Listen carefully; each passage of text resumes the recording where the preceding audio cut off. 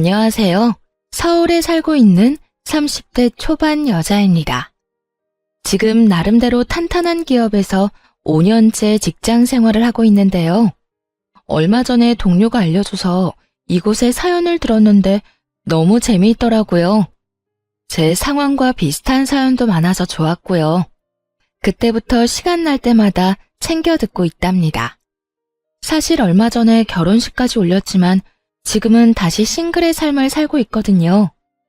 아무 근심 없을 것 같다는 소리 많이 듣는데 남자 때문에 험한 꼴 제대로 봤네요. 어떤 사연일지 궁금하지 않으신가요? 혹시 지인이 알아볼까봐 좀 부끄럽기도 한데 용기 내서 한번 털어놔 볼게요. 태어났을 때부터 쭉 한 동네에서 살았어요. 부모님께서 어릴 때도 그 동네에서 사셨고 그때부터 지금까지 이사 가지 않고 계속 살고 있죠. 그래서 외가 쪽과 친가 쪽에서 물려주신 아파트 세 채가 이 동네에 있답니다. 할아버지께서 지내셨을 때만 해도 그렇게 비싸지 않았는데 이젠 대한민국에서 제일 땅값 비싼 지역이 되었네요. 부모님께서는 항상 운이 좋았다고 감사하면서 살아야 된다고 말씀하시곤 했답니다. 그래서인지 어릴 때부터 별로 부족함을 느끼지 못했어요. 매사 그냥 편안하고 여유롭게 살려고 하는 편이고요. 부모님께서 공부를 잘하라거나 좋은 직업 가지라고 압박하시지 않아서 가능했죠. 어느 날 친구가 남자를 소개시켜준다고 하더라고요. 그냥 한번 만나봤는데 그 사람이 바로 전 남편이었어요. 고객님이 갑자기 소개팅을 시켜주신다고 해서 반신반의했거든요. 그런데 지금 보니 나오길 잘한 것 같아요. 정말 반갑습니다, 세아씨. 아, 네. 저도 잘 나온 것 같은데요. 세무사 하신다고 들었어요. 제 친구가 좀 까다롭게 굴죠? 성격이 깐깐해요. 아닙니다. 엄청 잘 대해주세요. 다행히 마음에 드셨는지 제 일 처리를 좋아해 주시더라고요. 역시 깐깐하신 분이라 우리가 잘 어울릴 거라고 딱 한눈에 아셨나 봐요. 저를 너무나 잘 아는 친구라서 잘생긴 남자를 소개시켜줬더라고요. 그만큼 남편은 훈남 이상으로 준수했고 성격도 다정했답니다.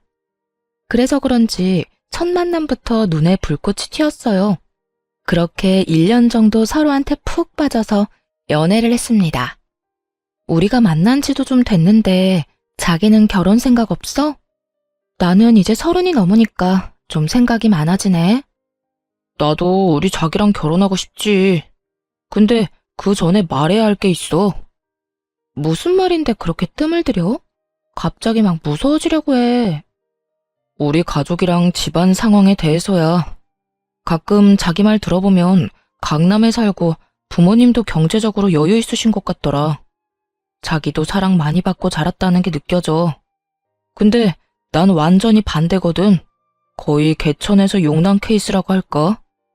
그래서 자기한테 우리 집 얘기하기가 좀 그렇더라고. 그랬구나. 그러고 보니 자기 가족들 얘기는 거의 들어본 적이 없네. 또 자기가 지금 혼자 사니까 별로 가족들 생각은 안 해봤어. 우리 집은 아직도 상가주택에 전세로 살아. 내가 어릴 때부터 방 2개 있는 집에서 동생 2명이랑 부모님이랑 계속 살았어. 나는 회계사 시험 합격하자마자 바로 독립했고 안 그러면 진짜 미칠 것 같았거든. 정말 많이 힘들었겠다. 나한테 이렇게 솔직하게 말해줘서 고마워. 난 자기 자체를 사랑하고 좋은 사람인 거 아니까 결혼하고 싶은 거야. 자기 가족들이면 다 좋은 분들일 것 같아. 지금 생각하니 저딴 소리를 왜 했나 기야말 일이네요. 그래도 그때는 남자에 미쳐서 온 세상이 꽃밭이었거든요. 둘이서 어떤 어려움이 닥쳐도 이겨나갈 수 있고 남편의 가족들하고도 잘 지낼 수 있을 거라고 생각했어요. 그때까지 살면서 별로 험한 일 안 겪었고 온실 속의 화초처럼 자라서 그랬나 봐요. 사실 남편의 직업이 괜찮으니까 같이 벌면 여유롭게 살 수 있을 거라고 생각했어요. 하지만 결혼이 파탄난 후에야 뼈저리게 느끼게 되었죠. 역시나 남의 집 가장은 함부로 빼오는 게 아니라는 것을요. 처음으로 시댁에 인사를 드리러 간 날이었어요. 상가주택이라더니 허름한 대로변에 있는 건물 2층으로 올라가더라고요. 딱 들어갔는데 퀴퀴한 곰팡이 냄새가 코를 찔렀습니다.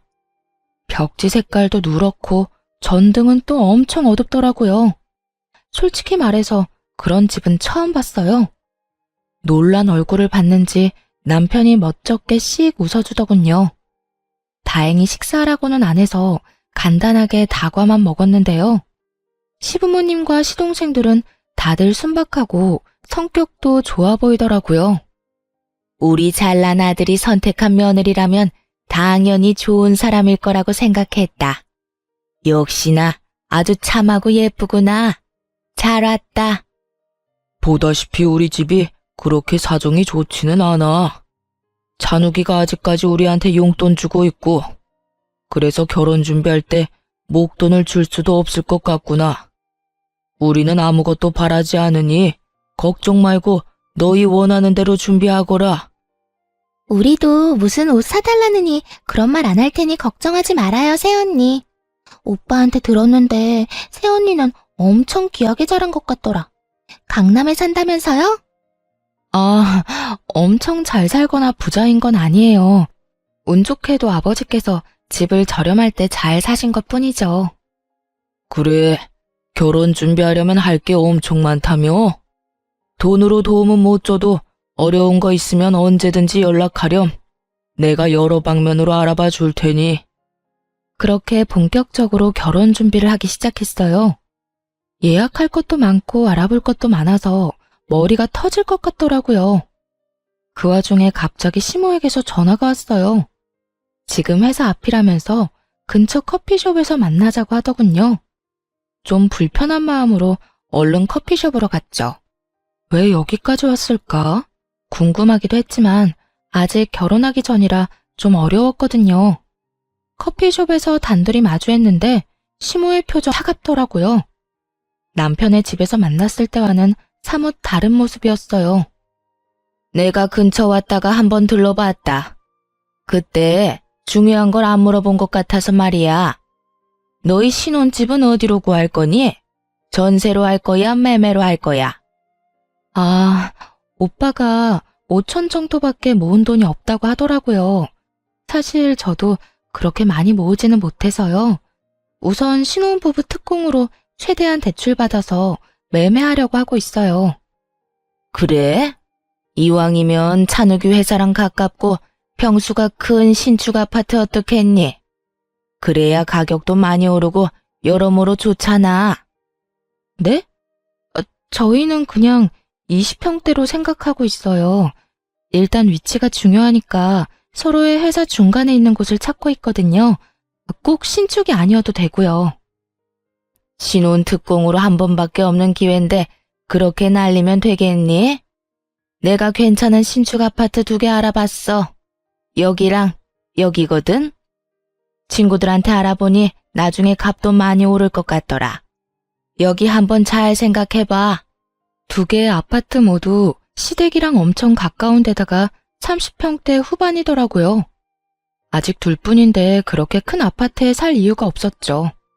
또 제 회사랑은 완전히 반대편에 있는데 거기에 살고 싶겠어요? 무엇보다 시댁이랑 가깝다는 점 때문에 제일 거부감이 생기더라고요. 그래서 그냥 일단 둘러댔죠. 우선은 오빠랑 말을 해볼게요. 근데 너무 넓은 곳은 관리하기 힘들 것 같아서요.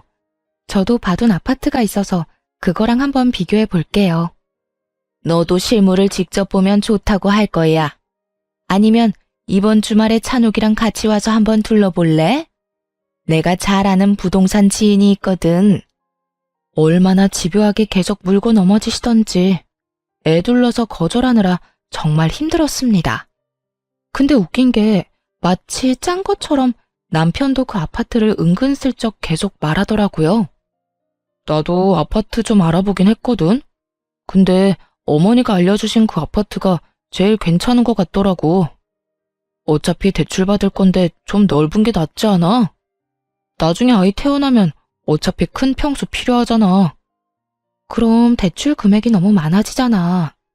그리고 아이들이랑 산다고 해도 방 2개면 충분할 텐데. 무슨 신혼부부가 방 4개짜리 아파트에서 시작해. 이왕이면 넉넉한 게 좋잖아.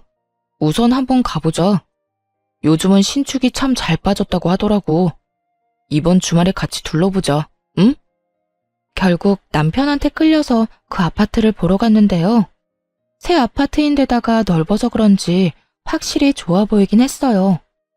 생각보다 괜찮다는 분위기를 읽었는지 남편이 신나서 더욱 푸시를 하더군요. 우리가 살기에 여기가 딱이라면서요. 근데 너무 넓고 우리한텐 과한 것 같아. 여긴 사실 5, 60대 정도 부부가 자식들이랑 사는 아파트 아니야? 일단 더 생각해보자. 단호하게 말하니까 남편도 그 후로는 더 뭐라 안 하더라고요. 하지만 토라진 게 딱 보였습니다. 그래도 신중해야 할 문제이기에 애써 모른 척을 했죠. 더 이상 별말이 없길래 그대로 포기한 줄 알았는데요. 그 다음 주에 부모님과 함께 식사하는 자리에서 대뜸 그 말을 친정아버지한테 하는 게 아니겠어요? 신혼집에 대해서 물어보시지도 않았는데 대뜸 말하니 어이가 없었어요. 마치 벼르고 온 사람처럼 말이죠. 역시나 그 말이 걸리셨는지 아버지가 말씀하셨습니다. 거기가 그렇게 괜찮으면 아빠가 돈 줄 테니까 매매해도 돼. 난 네가 이 동네에서 살았으면 했는데 최서방은 그쪽이 마음에 드나 보다. 같이 둘러봤는데 좋았다니 사실 나쁠 것도 없지. 싫어요. 거긴 너무 넓고 시댁이랑도 가까워요. 더군다나 우리가 집 사는데 왜 아빠가 돈을 줘요? 진짜 괜찮아요. 하나뿐인 외동딸이 결혼하는데 아빠가 그 정도도 못 해주겠어? 사실 네가 우리 집 근처에서 살고 싶다고 하면 아파트 하나 그냥 주려고 했었어. 근데 다른 동네가 좋다니 아쉽지만 아빠가 그 정도 선물은 할 수 있지. 최서방한테는 내가 아는 은행에서 저렴하게 대출해줬다고 하고 매매해. 괜한 부담은 갖지 말고. 몇 번이나 거절했지만 부모님이 계속 말씀하셔서 마음이 흔들리더라고요. 결국 아버지가 1억을 뺀 나머지 매매 금액을 빌려주시기로 했어요. 남편한테는 아버지가 시킨 대로 말했죠. 아버지 친구가 은행 지점장이라서 대출 이자를 엄청 괜찮게 쳐주신대. 그래서 거기에 내 이름으로 대출 받으면 될 것 같아. 그래? 진짜 잘 됐다. 역시 내가 장가 하나는 잘 간다니까. 처갓집이 능력 있으니까 도움을 많이 받네. 진짜 고마워 자기. 어차피 빌리는 건 똑같은데 뭐. 대신 대출이자 더 낼 테니까 아파트는 내 명의로 하는 게 어때? 그건 좀 아니지 않아? 차라리 이자를 내가 더 내고 내 명의로 하면 모를까. 그건 절대 안 돼. 무조건 공동 명의로 해야지. 남편은 생각보다 훨씬 더 화를 내면서 절대 안 된다고 펄쩍 뛰더라고요. 반대할 줄은 알았지만 사실 제 입장에선 좀 억울하죠. 우리 아버지가 90% 정도 돈을 대주는 건데 아버지 명의로 해야 할 판 아닌가요? 아버지가 말하지 말라고 당부하셔서 어쩔 수 없이 결국 공동 명의로 매매하고 말았죠. 넓은 집을 꾸미려니까 가전이며 가구에 쏟아야 하는 돈도 장난이 아니더라고요. 부모님이 도와주시겠다고 했지만 이번에는 확실히 거절하고 카드를 긁었습니다. 그 와중에 시댁은 진짜 100만 원도 안 보태주시더군요. 뭐 사실 그런 집에 사시는 걸 봤으니 서운한 마음도 안 들었어요. 어차피 다 알고 시작한 거니까 괜히 기대하지 말자고 생각했죠. 그냥 착한 시댁 식구들과 좋은 가족이 되었으면 좋겠다는 바람뿐이었어요. 그래도 신혼집이 시댁이랑 걸어서 20분 거리라 너무 가까워 걱정이 되긴 했어요. 혹시 아무 때나 찾아오면 어쩌나 하고요. 왜 불안한 예감은 틀리지 않는지 그 걱정은 빠르게 현실이 되었답니다. 신혼여행에서 돌아온 날부터 매일 시모가 전화해서 언제 집들이 할 거냐고 묻더군요. 아직 집 정리도 안 끝났고 여행에서 막 돌아와 정신이 하나도 없는 상태인데 얼마나 재촉을 하던지 결국 그 다음 주말에 바로 집들이를 하게 됐죠. 여기가 우리 아들 집이란 말이야? 세상에 드라마에나 나올 법한 집이네. 진짜 너무 좋다. 역시 새 집이 다르다니까. 내 말 듣기를 잘했지? 오빠, 집 진짜 좋다. 와, 스타일러도 있네. 새언니네가 역시 좀 사나보다. TV도 완전 비싼 거네.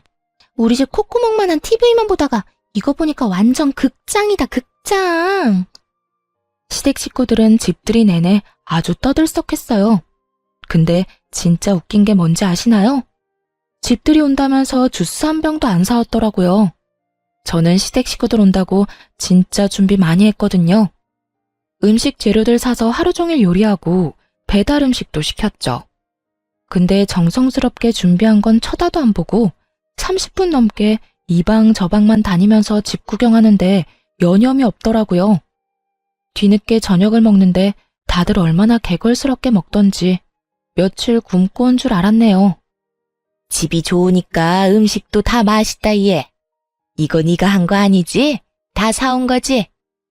넌 좋겠다. 잘난 남편 만나서 이렇게 대궐 같은 집에서 결혼 생활 시작하고 말이야. 진짜 복 받은 줄 알아. 그러게 말이야. 우리 오빠 완전 인생 역전했네. 나도 여기 살고 싶어. 오빠, 우리 집 가기 싫어. 가면 너무 우울하단 말이야. 여기 있다가 가면 더 우울할 것 같아. 그건 안주인인 새언니한테 물어봐야지. 여기 남는 방도 많은데 한번 말이나 해봐. 그나저나 여기 공동명의로 한 거 맞지? 찬욱이 너 등기부등본 좀 떼서 가져와라. 진짜 맞는 거지? 그런 건 확실하게 해야 된다. 어째 점점 기분이 나빠지더라고요. 마치 자기들이 이 집을 산 것처럼 말하는데 어이가 없었죠. 솔직히 우리 아버지 돈으로 산 건데 말이에요. 남는 방은 없을 것 같은데 어쩌죠? 하나는 미리 아이 방으로 만들 거고 하나는 제 작업실로 만들려고요. 제가 좀 일할 게 있어서요. 그리고 신혼집인데 여기서 살고 싶다고 말하는 건 좀 아닌 것 같아요. 어머, 언니. 장난 좀 친 거 가지고 왜 그렇게 정색해요? 집이 너무 좋아서 부러워서 그랬죠. 언니 착한 줄 알았더니 지금 보니까 성질 있다. 그래 자기야. 식구들이 우리 좋아 보인다고 장난치는 건데 왜 갑자기 정색을 해? 없는 소리 한 것도 아니고. 자, 아버지 술 좀 더 드릴까요? 순식간에 편먹고 이상한 사람 취급하는데 진짜 황당했습니다. 하지만 분위기에 휩쓸려서 가만히 있을 수밖에 없었어요. 집들이는 저녁 6시부터 무려 밤 12시까지 이어졌어요. 몇 시간 동안이나 자기네끼리 웃고 떠드는데 옆에만 있어도 너무 피곤하더라고요. 너무 쉬고 싶어서 빨리 갔으면 싶은데 아니 새벽 1시가 돼도 안 가는 거예요. 시간이 너무 늦었는데 집에 안 가보셔도 돼요? 아침부터 짐 정리하고 음식하느라 너무 피곤해서요. 피곤하면 안에 들어가서 자면 되지. 우리 그렇게 꽉 막힌 시부모 아니야. 얘기 좀 더 하고 들어가 잘 테니까 넌 먼저 차렴. 네? 여기서 주무신다고요? 이불도 없고 베개도 없어서 불편하실 텐데요. 그리고 제가 너무 불편해서 안 돼요. 그냥 지금 가시는 건 어떠세요? 아, 자기야. 이 새벽에 위험한데 어떻게 집에 가시라고 그래. 어차피 내일 일도 안 하는데 어때? 주무시고 가세요. 너네도 자고 가. 편하게 해, 편하게. 이제 우리 가족이잖아. 남편도 거나하게 취했는지 저 소리만 반복하다가 거실에 푹 쓰러져서 자더군요. 그러자마자 마치 짝이라도 한 듯이 시모랑 시누이가 방으로 쏙 들어가는 거 있죠? 시부랑 시동생도 다른 방으로 쏙 들어가 버렸고요. 아까까지만 해도 취해서 미적미적 대더니만 방으로 갈 때는 얼마나 민첩하던지요. 아주 첩보 작전이라도 짜고 왔는 줄 알았네요. 뭐 사실 자기들끼리 다 계획 짜고 온 거였겠죠. 너무 기가 막히고 이게 도대체 뭔 일인가 싶어 잠을 설쳤답니다. 그리고 다음날 아침 거실이 왁자지껄 시끄러워서 나가봤어요. 시댁 식구들이 아주 자기 집처럼 텔레비전을 크게 틀어놓고 깔깔대고 있더라고요. 저를 발견한 시모가 앙칼지게 말했죠. 해가 중천에 떴는데 지금 일어났니? 아무리 그래도 시부모가 집에 있는데 일찍 일어나서 아침밥 차릴 생각은 해야지. 어제 술 먹어서 다들 속쓰린데 얼른 해장국 좀 끓여봐라. 아직 시부모가 어려울 때였으니 어쩌겠어요. 결국 아무 말도 못하고 바보처럼 허겁지겁 북엇국 끓이고 밥하고 그랬네요. 다들 또 얼마나 짭짭대면서 먹는지 밥맛이 떨어져서 그냥 옆에서 멍하게 있었어요. 몇 번 같이 밥 먹어보고서야 알게 된 사실이 있는데요. 가정교육을 잘 못 받아서 그렇게 다들 후루룩 짭짭 개걸스럽게 먹는 거였더라고요. 근데 넌 요리를 많이 안 해봤니? 국이 좀 밍밍하네. 육수를 제대로 내야지. 앞으로 내가 요리 좀 가르쳐줘야겠네. 우리 엄마 요리 진짜 잘하거든요. 앞으로 새언니가 많이 배워야겠다. 국이 그냥 맹물 같네. 우리 오빠 입맛 까다로운 편인데 어떡해? 제가 집에서 밥만 하는 사람도 아니고 저도 일하는데요 뭐. 밥은 각자 알아서 해먹어야죠. 요즘 시대에 어떤 집에서 와이프만 밥하나요? 저 집에서 요리 한 번도 안 하고 귀하게 커서 할 줄 아는 거 별로 없어요. 요즘엔 밀키트도 잘 나오고 사 먹는 게 더 낫죠. 아가씨는 저보다 어린데 그런 것도 잘 몰라요? 아무리 그래도 남편한테 밥은 해줘야 하는 거 아니에요? 난 남편이 이렇게 좋은 집에 살게 해주면 매일 십첩반상 차려주겠네. 노골적으로 불편하다는 표정을 지으니 그제야 겨우 시댁 식구들이 돌아갔어요. 그들이 나가자마자 남편한테 화를 냈죠. 아니, 신혼집에 토요일 저녁에 와서 일요일 밤에 가는 게 정상이야? 나 너무 피곤해. 주말에 하나도 못 쉬고 당신 가족들 수발이나 들고. 이게 뭐야? 이제 우리 한 가족이야. 아니, 가족이 우리 집에 와 있는 게 도대체 뭐가 이상하다는 건지. 난 당신이 더 이해가 안 돼. 이렇게 정없는 사람인 줄 몰랐네. 오히려 저를 정없고 이상한 사람이라고 몰아가는 남편의 모습에 실망스럽더라고요. 그래도 신혼이니까 괜한 다툼 안 만들고 이해하려 노력했답니다. 근데 얼마 지나지 않아 또 일이 터졌죠. 퇴근하고 집에 왔는데 문 앞에서부터 여자 웃음소리가 크게 들리더라고요. 남편이 늦게 오는 날인데 무슨 일인가 싶어 놀라서 들어가 봤죠. 그랬더니 세상에 신우이가 혼자 거실에 앉아서 TV를 보며 깔깔대고 있더군요. 아니 아가씨, 지금 남의 집에서 뭐해요? 오빠는요? 오빠도 없는데 지금 혼자 있는 거예요? 아, 오빠는 늦게 온다고 도어락 번호 알려줬어요. 언니, 밥 없어요? 나 배고픈데. 아가씨, 허락도 없이 이렇게 남의 집에 혼자 와 있는 거 무례한 거예요. 더군다나 지금 내 옷 입고 있는 거예요? 아, 너무 땀을 흘려서 샤워 좀 했어요. 그니까 티셔츠 좀 입을 수 있지. 언니 너무 야박하게 구는 거 아니에요? 이제 우리 한 가족이잖아요. 제가 언니 동생이 이랬어도 그럴 거예요? 그때 때마침 남편이 들어오더군요. 너무 화가 나서 바로 남편을 노려봤죠. 근데 더 황당하게 신우이가 남편을 보자 갑자기 어린애처럼 엉엉 울어대는 거예요. 오빠, 새언니 너무 무서워. 오빠가 와 있어도 된다며. 자기 집이라고 이렇게 신우이를 무시해도 돼? 언니가 나 가래. 아니 자기야, 왜 애를 울리고 그래. 내가 와 있으라고 그랬어. 솔직히 자기 친동생이었어도 이렇게 홀대했겠어? 둘이 짰어? 내 동생이었으면 여기 이렇게 와 있지도 못해. 아, 나 피곤해서 더 이상 말싸움할 힘도 없으니까 아가씨, 오늘은 그만 가줘요. 아, 진짜 당신이 그러면 내 입장이 뭐가 돼? 애 좀 편하게 있으라고 해. 여기 우리 공동명의잖아. 그럼 반은 내 거 아니야? 그럼 얘 여기 있어도 되잖아. 남편이 말도 안 되는 논리를 펼치는데 기가 차더군요. 그냥 대출금 얘기 다 말해버리고 둘 다 쫓아내고 싶은 마음이 굴뚝 같았어요. 너무 화가 나서 눈물까지 핑 도는데 심지어 시모한테서 전화까지 오더라고요. 받지 않으니 남편 놈이 제 귀에 핸드폰을 갖다 댔어요. 그러자 시모가 아주 호들갑을 떨면서 말하더군요. 이거 미안해서 어쩌니? 지금 애들 방 천장에 물이 새서 내가 급한 대로 거기로 보냈어. 거기밖에 갈 데가 없잖아. 가족이 바로 근처 큰 집에 사는데 다른 곳으로 갈 필요가 있니? 미안하지만 한 며칠만 좀 데리고 있어줘. 말도 없이 이렇게 쳐들어오는 건 아닌 것 같네요. 이미 밤이 늦었으니까 아가씨는 오늘 재우고 내일 내보낼게요. 넌 맏며느리가 돼서 어쩜 그렇게 야박한 소리를 하니? 아니, 그리고 막말로 그게 다 네 집이니?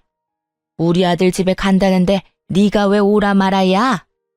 그때 남편이 전화를 확 뺐더니 이딴 말을 하더군요. 걱정 마시고 찬성이도 오라고 하세요. 집에 물난리가 났다는데 당연히 여기로 와야죠. 그렇게 하시고 끊어요. 당신 지금 나한텐 한마디 상의도 없이 이게 무슨 독단적인 행동이야? 내가 안 된다고 말씀드렸잖아.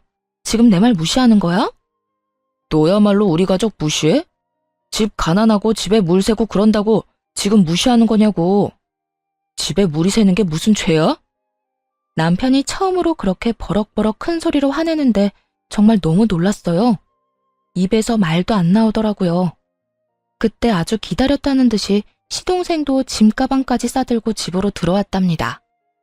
아가씨나 도련님이나 하루 이틀 정도는 친구 집에서 자면 될 거 아냐. 꼭 여기에서 지내야 할 이유라도 있어? 그럼 오빠가 바로 근처에 사는데 굳이 남의 집 갈 이유는 있어? 너도 고집 좀 그만 피워. 밤이 늦었으니까 일단 애들 먼저 재우고, 야, 너는 저 방 쓰고 넌 저 방 쓰면 돼. 신경 안 쓰이게 조용히 잘 지내.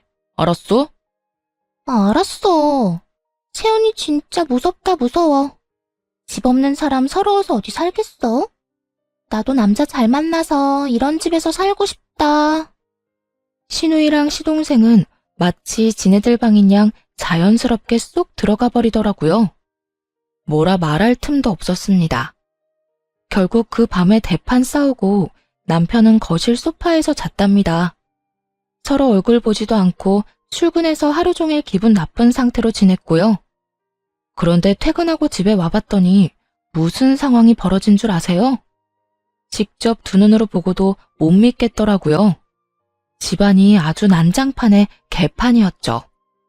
신우이랑 시동생 남편이 식탁에 둘러앉아서 잔뜩 어지럽히고 있었어요. 거실 바닥에도 가자 부스러기에 머리카락에, 아니 하루 만에 집안꼴이 이렇게 될 수가 있나요? 이런 심정도 모르고 신우이는 비아냥거리는 소리나 계속 해댔습니다. 언니, 배고픈데 뭐 먹을 거 없어요? 아니, 언니는 집에서 요리를 아예 안 해요? 뭐 먹을 게 하나도 없네. 우리 오빠 불쌍해. 완전 빈손으로 오셨네. 저녁에 장 봐와서 뭐 좀 해줄 줄 알았는데. 형수님이 저녁 해줄 거라고 형이 그랬잖아. 아님 뭐라도 시켜줘 형. 여보, 애들 배고픈데 뭐라도 좀 간단하게 해줘. 내 체면이 있지. 순순히 해준다고 하니 아주 셋이 신나서 거실에서 TV를 보며 깔깔대더군요. 조용히 라면 3개를 끓여서 냄비째 식탁에 올려놨죠. 냄새를 맡고 주방으로 슬슬 기어오더라고요. 난 뭐 맛있는 거 해줄 줄 알았는데 꼴랑 라면? 아, 형수님, 스케일이 너무 작네. 아짜! 이게 뭐야? 언니, 너무 짜요. 뭐야? 바쁘게 일하고 온 사람한테 밥 차리라는 게 지금 말이 돼요? 하루 종일 놀면서 내 집 엉망으로 만들어 놓고는. 난 더 이상 못 참으니까 당장 내 집에서 나가. 이렇게 미친 사람처럼 소리를 지르니까 신우이와 시동생이 놀랐나 봐요. 슬금슬금 현관문 쪽으로 가더니 둘 다 나가버리더라고요. 남편도 놀랐는지 그냥 벙쪄 있었고요. 참는데도 한계가 있어. 남의 집에 쳐들어왔으면 깨끗하게라도 하고 있어야지 개판으로 만들어? 또 내 옷까지 입고 바닥에 던져놓은 꼴 좀 봐. 이래서 가정교육이 중요한 거야. 여기서 가정교육 얘기가 왜 나와? 그래, 너는 어릴 때부터 강남에서 잘 살았고 나는 하급이라 이거야? 이제 본색을 드러내는구나. 먼저 본색 드러낸 건 당신이랑 당신 가족들 아니야? 결혼하고 처음에 나한테 뭐라고 했어?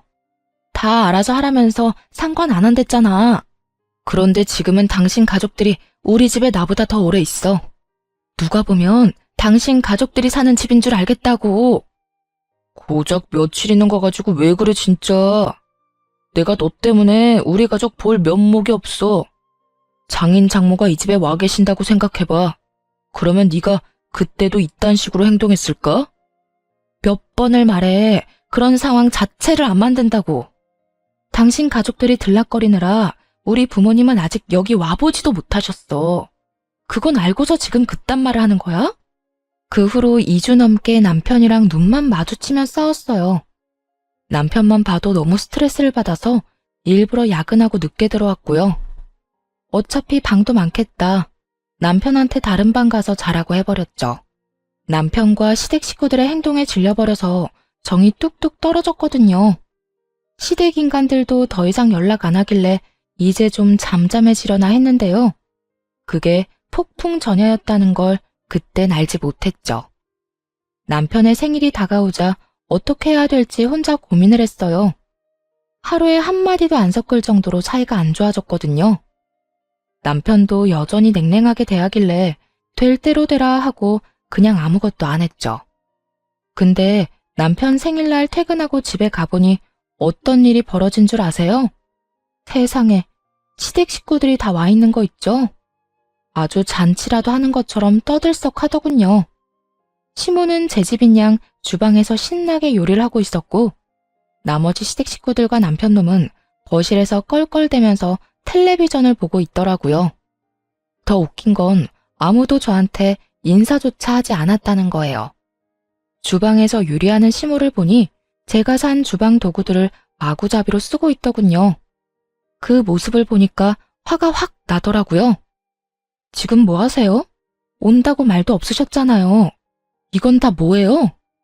우리 장남 생일인데 마누라인 네가 아무것도 안 하고 있다잖니.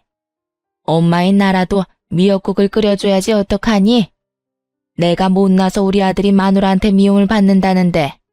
그리고 우리가 간다고 미리 말했으면 네가 올시구나 하고 오라고 했겠어? 또 저만 나쁜 사람 만드시네요. 생일 때문에 온다고 하셨으면 저도 같이 준비하든가 외식을 하든가 했겠죠. 저 사람도 오늘까지 아무 말 안 했어요. 네가 찬바람 쌩쌩 불고 무서워 죽겠다는데 뭔 말을 하겠니? 너는 우리가 그렇게 싫으니? 이제 한 가족 아니니?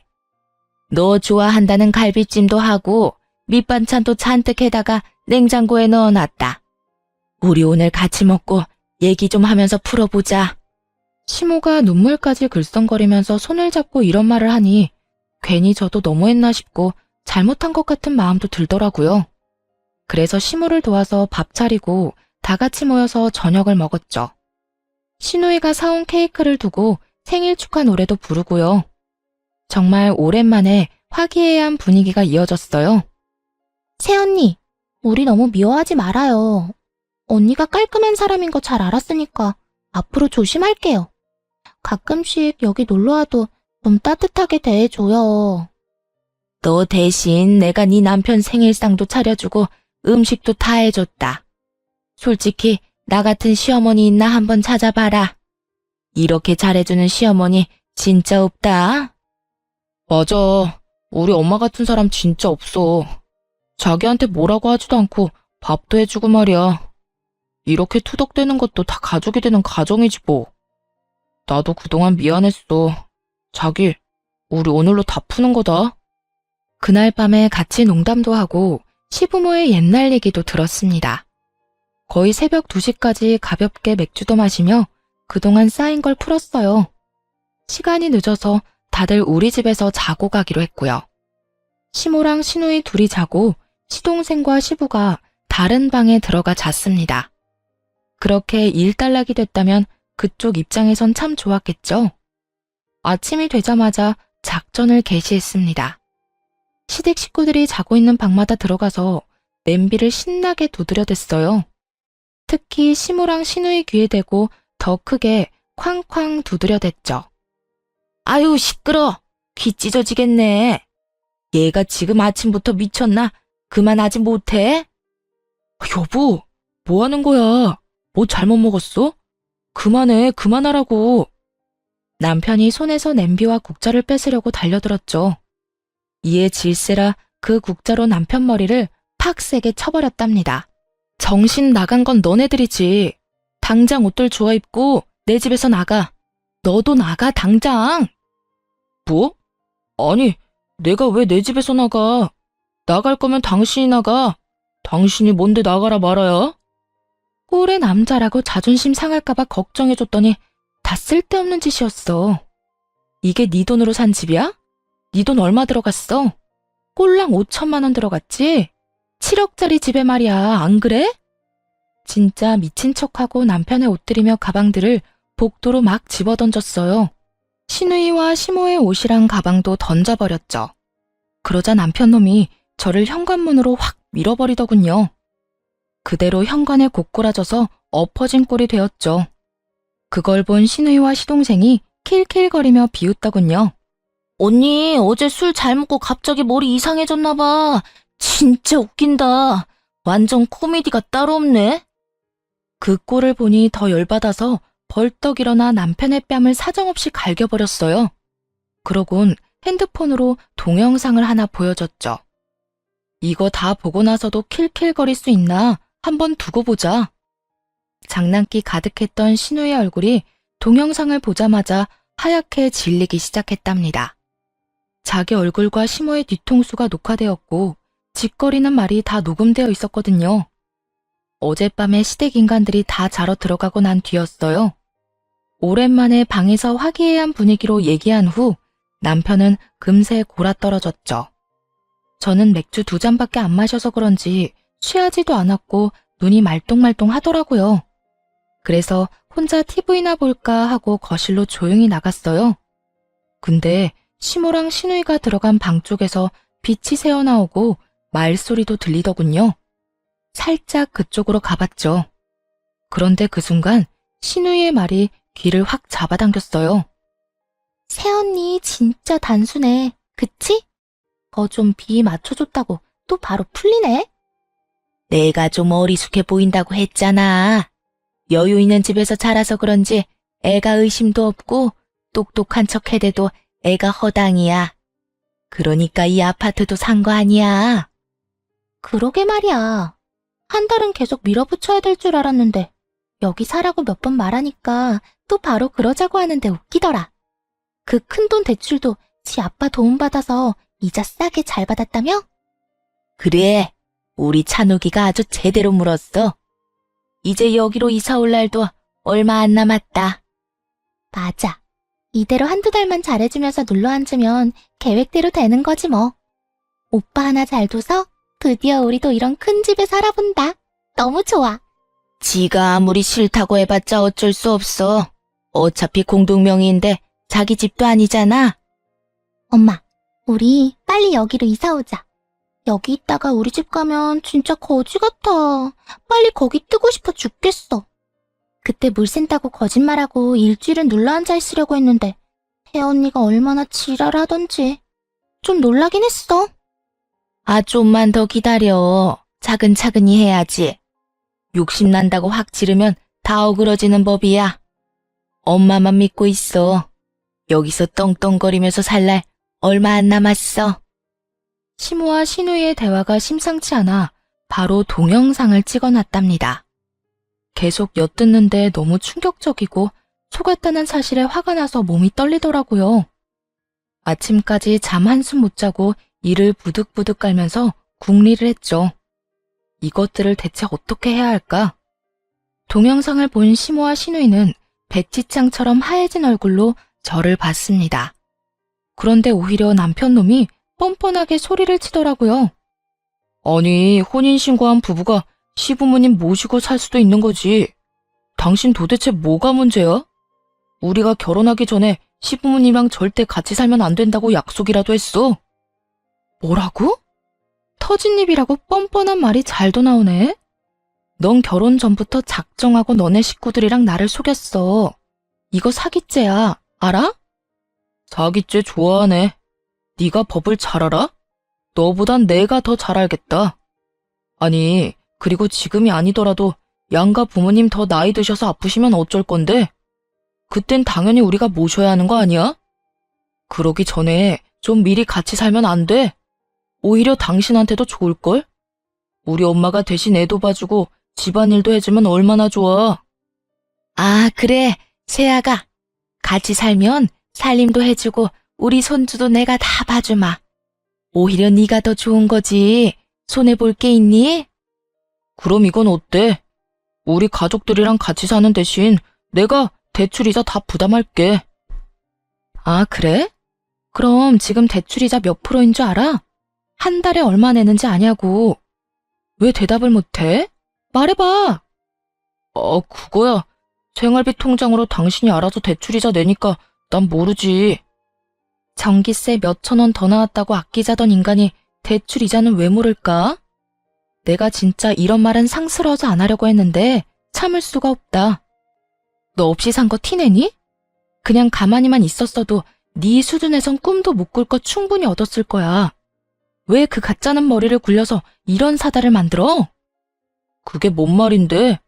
갑자기 전기세는 뭐고 이자는 왜 물어보는데? 아, 내가 다 낸다고. 좀 비싸도 내가 낸다고 됐지? 이거 한번 보고서나 말해. 이 집에 대출이 있나 확인해 보라고. 진짜 헛똑똑이는 너야. 누구한테 어수룩하대? 머리도 굴릴 줄 모르는 것들이. 그제야 등기부등본을 확인해 본 남편이 아리송하단 표정을 짓더군요. 자기는 아무것도 모르겠다는 듯한 얼굴인데 꼴 보기도 싫었어요. 아니, 대출이 없네? 이게 어떻게 된 거야? 그럼 7억에 가까운 돈을 다 내고 매입했다고? 당신한테 그만한 돈이 있었단 말이야? 친정아버지가 그냥 사라고 돈 주셨어. 네가 이 아파트 사자고 난리를 쳐서 내가 곤란해하니까. 그리고 나중에 네가 이딴 식으로 나올까 봐 대출 받은 거라고 말하라고 하셨고. 어머 세상에, 우리 사돈이 보기보다 더 재력이 있으시네. 그 큰 돈을 한 번 해주시고 대단하시다 정말. 우리 아들 진짜 장가 잘 갔다. 사돈한테 전화드려서 감사하다고 말씀드려라. 이 집 인간들 IQ는 무슨 물고기 IQ야? 내가 지금까지 말한 거 뭐 들었어? 다 나가라고 내 집에서. 네 돈 달랑 5천 들어갔고 내 돈 7억 들어갔으니까 나가라고. 나가기는 내가 왜 나가? 엄연히 이 집 공동명이야. 이거 왜 이래? 그렇게 걱정이 됐으면 아예 처음부터 말하고 당신 명의로만 하든가. 그런데 그냥 바보같이 공동명의로 한 거잖아. 이제 와서 뭐 어쩔 건데? 무식하면 용감하다더니 딱 그 짝이더라고요. 눈을 까뒤집고 침 튀기며 살벌하게 말하는 남편놈이 더는 인간으로 안 보였습니다. 그래서 그냥 차갑게 비웃으며 말해줬죠. 우리 아버지가 그 큰 돈을 주시면서 그런 것도 안 알아보셨을까봐. 걱정해줘서 고맙다 고마워. 명의 취소 소송 진행할 거니까 걱정하지 마. 네 이름 빼는 건 일도 아니니까. 네가 아무리 그래 봤자다. 넌 엄연히 우리 최씨 가문으로 시집 왔고 죽어도 우리 집 귀신이야. 우리 아들이 너랑 이혼할 것 같니? 소송을 하든 뭐든 해봐. 우리는 이 집 절대 안 뺏긴다. 내가 왜 그쪽 집안 귀신이에요? 나 아직 법적으로 솔로거든요? 시모가 말하는 꼴이 너무 웃겨서 마구 웃음까지 나오더라고요. 뭐야? 오빠 혼인신고 안 했어? 우리가 혼인신고 결혼식 전에 꼭 하라고 했잖아. 혼인신고 했는데? 우리 그날 같이 가서 했잖아. 아니야? 아, 그래? 기억이 잘 안 나나 보네. 같이 하려고 만났는데 네가 회사에 일이 있다고 갑자기 갔잖아. 그래서 나 혼자 하고 간다고 했었지 아마? 그래. 근데 그날 안 했다는 말이야? 야, 너 그거 사기야. 사기 같은 소리 하네. 너네가 나한테 한 짓이 사기지 이 사기꾼들아. 이제 다 알았으면 당장 내 집에서 꺼져. 혼인신고 혼자 하려고 했던 그날 친구한테 전화가 와서 잠깐 통화를 했었어요. 친구가 요즘은 좀 살아보고 늦게 신고한다면서 나중에 하라고 하더라고요. 안 그래도 그때 하도 아파트 때문에 속이 시끄러웠거든요. 이 사람과 결혼해도 되는지 고민을 많이 했고요. 그래서 일단 그날 안 하고 돌아섰다가 결혼식 준비로 계속 미루게 됐던 거죠. 그러다 시댁 인간들을 보고는 혼인신고하면 안 되겠다는 확신이 들었던 거고요. 계획이 완전 망했다는 걸 깨달은 시댁 인간들의 얼굴이 하얗게 질리더군요. 이렇게 했는데도 순순히 나가지 않을 것 같아서 바로 경찰을 불렀어요. 경찰 얘기가 나오자 겁을 집어먹었는지 허둥지둥거리기 시작했고요. 20분쯤 지났을까 경찰이 오니까 그제야 그들은 조용히 아파트를 나갔습니다. 그게 지긋지긋한 그 시댁 식구들의 마지막이었어요. 그렇게 다시 친정집으로 돌아왔습니다. 모든 이야기를 들은 아버지가 바로 명의 취하 소송을 시작하셨죠. 당연히 제가 승소했고 아파트는 제 명의로 변경되었고요. 그 와중에 전 남편 놈이 전화에 대고 메시지까지 보내대서 얼마나 지겨웠는지 몰라요. 눈앞에서 7억짜리 집이 날아갔는데 진짜 죽을 맛이었겠죠. 그러게 왜 부리지 말아야 할 욕심을 부렸을까요? 한 번은 어떤 일이 있었는지 아시나요? 전 남편 놈이 택배 기사라고 속이고 우리 집까지 와서 배를 눌렀더라고요. 택배라고 해서 무심코 나갔다가 전 시모랑 둘이 서 있는 걸 보고 얼마나 놀랐던지요. 전 시모는 저를 보자마자 울먹이면서 무릎을 꿇고 빌기 시작했답니다. 세아가 다 내 잘못이고 내 탓이다. 나이가 70이 다 돼가는데 여태껏 구질구질하게만 살아서 눈이 돌았나 보다. 아파트 한번 못 살아본 게 너무 아쉬워서 말이야. 아들만 다시 받아준다면 우리는 네 앞에 절대 나타나지 않고 조용히 살게. 제발 우리 아들 좀 용서해주면 안 되겠니? 자기야, 그동안 우리가 사랑했던 시간들을 생각해봐. 이렇게 끝낼 수 있어? 자기만 허락해주면 이제 가족들은 안 보고 살기로 결정했어. 그러니까 자기가 결정해주면 돼. 부모님 안 보고 살겠다고 결심하는 게 쉬운 건 아니잖아. 지금 아무 사이도 아닌데 뭔 결정을 해? 이제 너랑 길에서 마주치지도 않을 거니까 내 눈앞에서 사라져. 네가 그렇게 사랑하는 네 가족들이랑 행복하게 살라고. 내가 너한테 부모 만나지 말라고 한마디라도 했니? 누구한테 뭔 말도 안 되는 덤터기를 씌워. 당장 꺼져. 막말로 당신 집에는 돈 많잖아. 그냥 그 집에서 같이 오손도손 살면 됐을걸. 이게 뭐야? 내가 당신 입장이었다면 장인 장모 모시고 살았을 거야. 그렇게 네 부모님이 애틋하고 안타까우면 네 돈으로 효도해. 남의 돈 가로채서 대리효도할 생각 말고. 우리 아버지도 돈 힘들게 모아서 보태주신 거야. 그 돈은 뭐 하늘에서 떨어졌어? 너 같은 인간이랑은 다시 말하기도 싫으니까 눈앞에 나타나지 마. 또 오면 바로 스토킹으로 고소할 거야. 알았어? 그렇게 현관문을 쾅 닫아버리고 들어왔죠. 고소한다니까 무서웠는지 전 남편 놈은 지 엄마랑 얼른 달아나듯이 가버리더라고요. 그게 그놈의 마지막이었답니다. 그 이후 그 아파트는 꼴 보기도 싫어서 바로 팔아버렸어요. 운 좋게도 집값이 조금 올랐더라고요. 차액은 아버지께 바로 다 드렸고요. 전 남편 놈이 친정까지 찾아오면 부모님께 죄송하니까 지금은 독립해서 살고 있어요. 일이 이렇게 되니 주변 사람들 보기에도 창피하고 스스로도 자괴감이 들더라고요. 결혼식도 비싼 데서 하고 드레스도 사면서 떠들썩하게 결혼했는데 말이에요. 6개월 정도는 너무 힘들었어요.